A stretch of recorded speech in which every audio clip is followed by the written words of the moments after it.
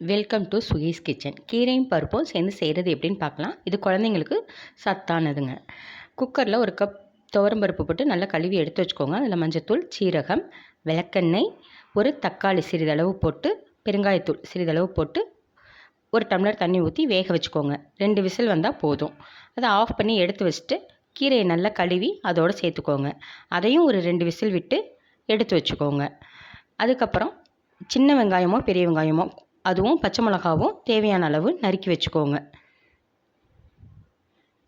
அடுப்பில் கடாயை வச்சு எண்ணெய் ஊற்றி எண்ணெய் காஞ்சதும் கடுகு போடுங்க. கடுகு பொரிஞ்சு வரப்போ வெங்காயம், பச்சை மிளகா நம்ம நறுக்கி வச்சுருக்கோம் இல்லையா, அதையும் அதோட சேர்த்து நல்லா தாளித்து விட்டுருங்க.